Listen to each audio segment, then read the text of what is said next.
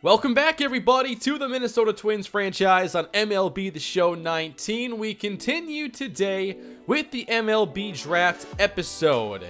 Coming off our World Series season, the Twins are again doing well, and we've gotten to this point partially because of early draft success.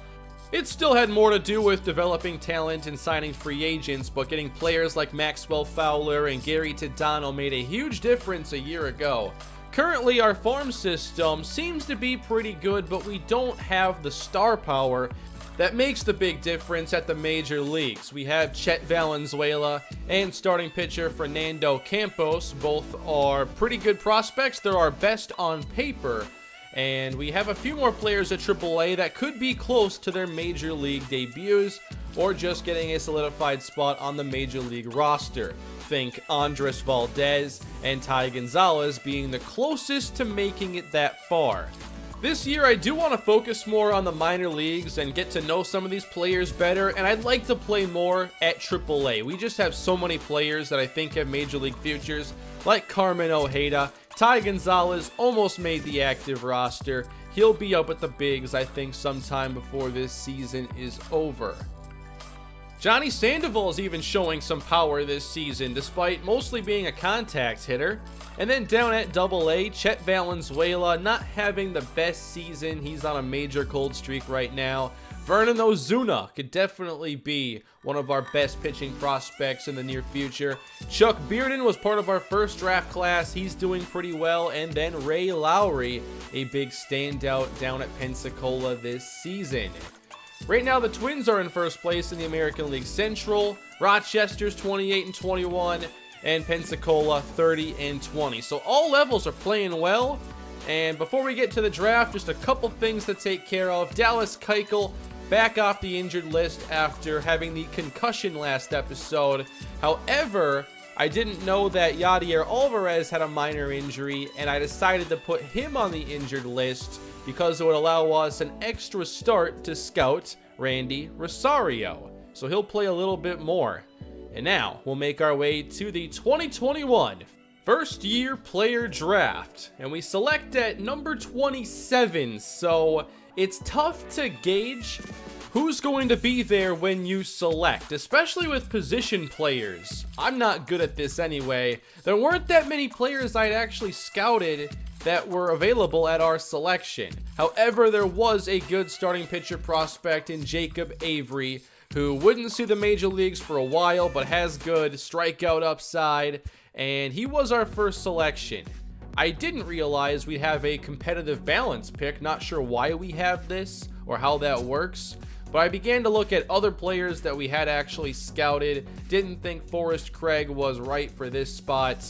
I've tried to get better at scouting to make sure I have more players scouted, but I think I just ended up scouting players that went in the 26 picks before us. So I ended up going with Dominic Leonard here, a relief pitcher who has really good strikeout upside. We'll go through the stats a little more in depth after the draft. No second round pick, I imagine, because we signed Mookie Betts, and I'm guessing he got signed to the qualifying offer from Boston beforehand or something of that nature. Later on, Forrest Craig still available. I like to just build up some different position player depth with players who have some decent upside. Craig only had okay potential, but I thought he would be a nice pick. And then we basically had to guess the rest of the way. No accurate scouting reports, so I went to Harold Sample. He's one of these players like Ty Gonzalez who begins their career with a higher overall but doesn't develop much, and that can work especially in the AL with the designated hitter. Then we go J.J. Turner with one of our last picks, a switch hitter, 21 years old, would need a lot of development. And then in round number 6, there were only a handful of players to even choose from, and I hadn't scouted any of these either. So we end up going with another pitcher, Domingo Montez. Only 20 years old, very high stamina, decent K/9 upside, high break and velocity. I mean, I didn't have much to go off of here, just an inaccurate scouting reports. But here are the players we chose, beginning with Jacob Avery in the first round. 60 overall with B potential, high K/9 right off the bat. So I do like that pick 87 potential is certainly solid for starting pitcher, and one of our deeper positions gets even deeper. He doesn't throw a 4-seam fastball, just the 2-seam, changeup, slider, and curve. And we'll see if he develops into a good strikeout pitcher. That walk per 9 certainly concerns me, only at 33. Then we go Dominic Leonard, another reliever. I wanted to add one, and I did. He starts out with really good hit per 9, K per 9, and walk per 9. The home run per 9 is a little concerning, but I'm really happy with that selection. Then we have Forrest Craig, C potential, just 47 overall. I haven't really added many players this low in overall, so I'm not sure how fast they'll develop. Harold Sample, C potential, high contact versus lefties right away, good discipline and clutch, not the best power, but good speed. Then J.J. Turner, D potential, 42 overall. I'm probably not going to sign him because of that potential. And then Domingo Montez, our final selection. I got lucky. Decent potential, high 70s, and he comes in with very good break. He throws a curveball and a slider. So I'm interested in the pitchers I got. I'm not so sure though about the position players. Overall, I think it might be a good time to take a look at trading some of our pitching depth now in the organization for other positions to build up our system even more. Here in this matchup against Cleveland, by the way, Randy Rosario made another start. This time he got a victory, pitching 5 innings with 5 strikeouts. He'll make 2 starts, it appears, with Yadier Alvarez on the injured list. With Dallas Keuchel back and healthy, he pitches against his former team, and the Twins get a 7-2 victory. Keuchel returns and goes over 7 innings in the process, and has 7 strikeouts to go with it. We haven't made many moves this season, but I really want to get Andres Valdez up to the big leagues here before too long. He's coming off a great month, as is Wilmer Font down at AA. And then there's Carmen Ojeda, who I don't think was playing that well back in April, but had an outstanding May, hitting over 360. So I think that I'd like to do some more episodes down in the minor leagues this season. You can kind of let me know what you want to see. But we are going to have some player lock action added to this video with a player at AAA and a player at AA. We'll get to that in a moment. But meanwhile, the Red Wings sure have some standouts. A lot of players on hot streaks at the moment. Johnny Sandoval, 12 doubles, showing the home run power this season as well. We've never really seen that from him. Meanwhile, Ty Gonzalez hitting at an extraordinary level, a 2.4 WAR player already. And he's not striking out a ton. 302 ISO. He belongs at the big leagues right now. We just don't have a ton of room. The issue is figuring out what to do with Willie Ordonez if he has to get cut because he doesn't have options. So I'd have to trade him, and he's having a pretty good season. Down at AA, Carlos Rodriguez is showing the home run power as well. He was also part of our first draft class. Chuck Bearden, 7 home runs. Ray Lowry has 7. The hitters aren't as exciting down at AA, so I'll probably focus mostly at AAA when we do spend time in the minor leagues. But those 3 players are the keys, I think, down at Pensacola.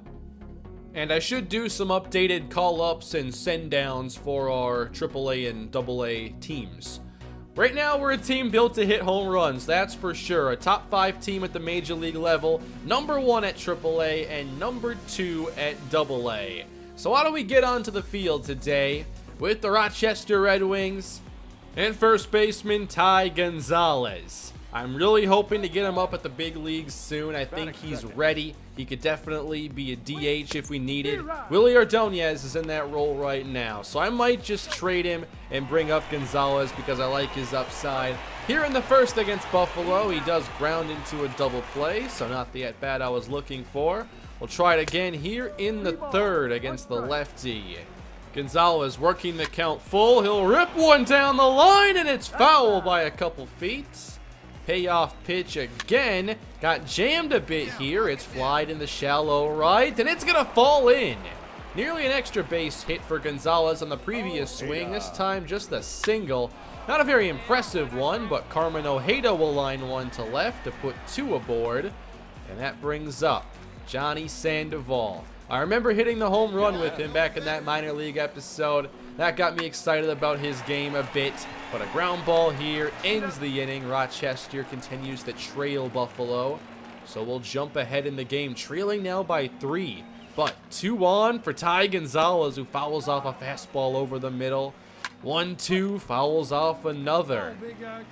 Trying to bring home a run. 1-2 upstairs, and it hits him.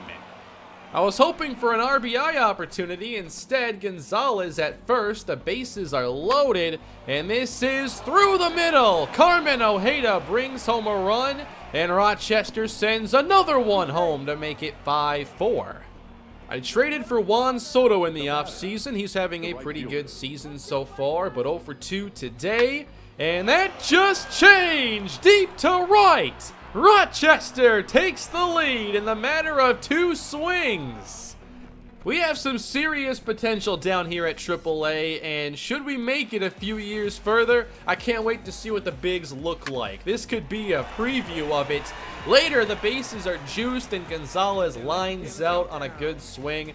We still end up increasing the lead a bit to 9-5. Gonzalez again full count, and a bad cutter inside. Gonzalez walks, only has a 1-hit day, and that is it for Rochester in this game. But I'd like to do a AAA episode soon and play more with some of these players. We had Gonzalez get his 6th victory. He's also one that could be called up. He's just out of options. And Valdez continues to show why he is ready for the majors. That's probably going to happen sooner than anything. Let's go down the AA now. Chuck Bearden signing some autographs. We'll see if those become worth something one day. Still a AA player for now, and we're going to focus on Ray Lowry. His numbers have been really impressive, and his potential, I believe, increased after last season, so I've been wanting to see more of what he's able to do. He's a switch-hitting outfielder, and he's got some power! Hammered to left! It's got carry, and it's gone! Ray Lowry, solo shot! Lowry hits righties better than he does lefties, but that does not stop him from taking the lefty deep this time. Lowry has 81 contact versus righties versus just 54 on lefties. The power is pretty much the same, 33 off righties, 40 against lefties, and now in the outfield showing some speed. He does have above average wheels at 76, so decent range. 2 on, 2 down later in the 5th. Lowry takes away, gets ahead in the count, looking for something to drive, but I don't think they ever had any interest in that as they walk him to load the bases. That brings up Jonathan Gosselin. This is in the air out to left field, but it does not have the carry. Pensacola unable to take advantage of the bases loaded. Lowry now batting as a lefty, where he's a much better contact hitter, and this is a drive to center, but right at the center fielder. Outside of the solo home run, Pensacola got no runs across as they dropped this game to the Mississippi Braves. But a fun look here at a couple players that could be key to our organization moving forward. We'll have to see. Sometimes the rise through the minor leagues is more unpredictable when you're not talking about top prospects in general. But overall, I feel really good about our team, even though I would have liked to know more about the players I was selecting after the 2nd round.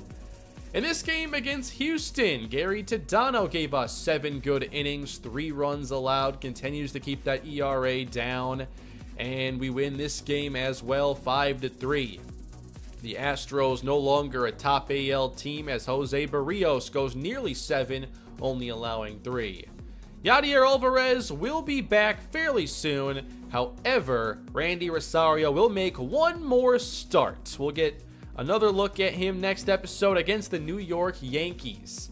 They currently lead the American League East, and they could very well be a team that competes for the pennant. I've talked about Miguel Sano's struggles quite a bit this season, but this episode, he started turning things around quite a bit. And actually last episode, I had that decent player lock game with him. He had some more good games I simmed in this episode, and the average is up over 20 points. So hopefully Sano can continue having this season trend in the right direction. I forgot to check this screen, by the way. Pitcher of the month in April, Raisel Iglesias with 12 saves, and then Willie Ordonez, who started this season incredibly, but has really cooled off in the month of May. The Yankees, meanwhile, this is their current lineup, and thankfully it does not include Mookie Betts. They have a better record than us without him. Aaron Judge is only an 82 overall because this series began before he took off in his true rookie season, but he's on his way there, it looks like, here in the show. And that is going to bring this episode to an end. Next time, Twins and the Yankees, as we see two AL pennant hopefuls go head-to-head. Thank you all for watching. Hope you enjoyed this episode of the Twins franchise. I will have more coming your way soon. The next episode is already recorded anyway. I'll have Kalispell coming up next, though, the next game in that series against Colorado. And I will see you all later this week with more content. Have a great day, everybody, and I'll see you soon.